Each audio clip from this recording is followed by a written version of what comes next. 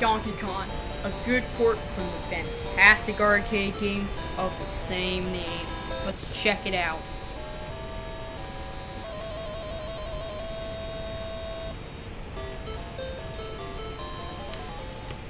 Well, right away I'm seeing a huge difference between the arcade version and the NES version. I'll show you what I mean. In the arcade version, first they show you the scoreboard. It's not that big of a deal. Then you see this beginning cutscene. Donkey Kong takes Pauline up the stage. He sets the stage and does his irritating laugh. And they ask you how high you can get. And you're on your way! I don't see the point of the blue barrel. The hammer is in the different spots. Also, the level's slightly different from the NES version. Alright, let's just finish this level up. Because now it's time for the best level in video game history. The pie level! Wait, what the hell is this? This is the third level! Are you meaning to tell me they took out an entire level? That's bullshit! In the arcade version, there are 4 levels, not 3.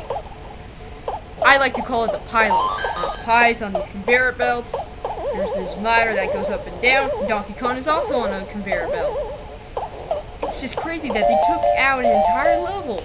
Also, they took out this. You know, those jacks sound kind of different from the arcade version. Okay, the jacks in the arcade version sound irritating compared to the NES. This level's pretty simple. Move here, jump there, climb up that, yada yada yada. You know the drill. One thing that I thought was weird when Side Dog did his NES tips, he forgot to mention this shortcut right here. Okay, on to the last level.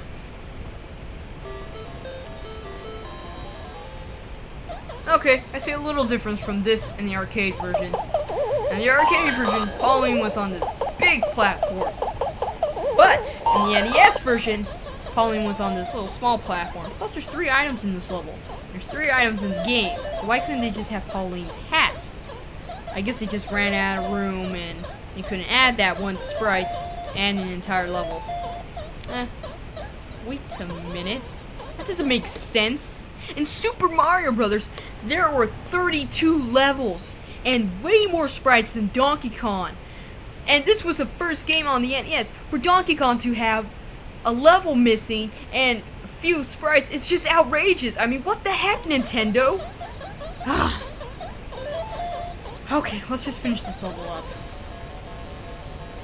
Right, the ending of the game.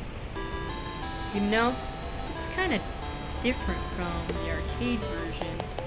In the arcade version, Donkey Kong falls, and then he just has this weird face. It seems kind of like Nintendo's lazy. But in the NES version, Donkey Kong falls, he moves his arms and legs, plus the ending sounds better.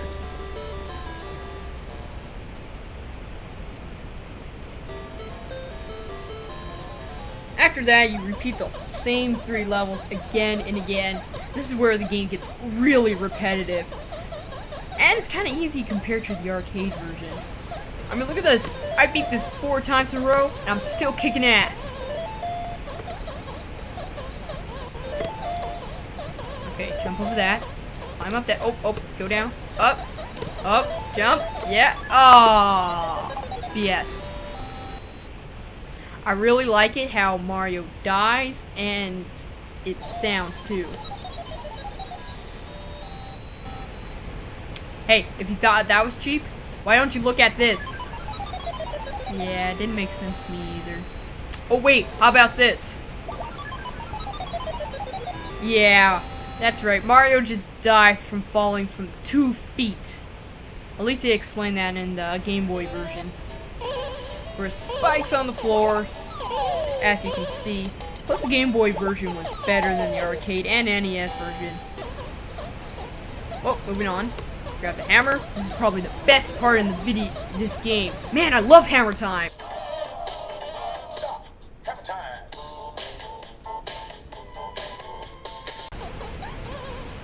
I really like the sound for when you get the hammer.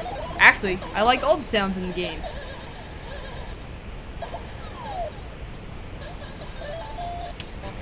So, you're probably asking me, how did I rate this? Well, the graphics resemble the arcade game, and sound too, but there's a few things missing. Gameplay is repetitive, but they took out a whole level, and overall I'll give it 3.5 out of 5.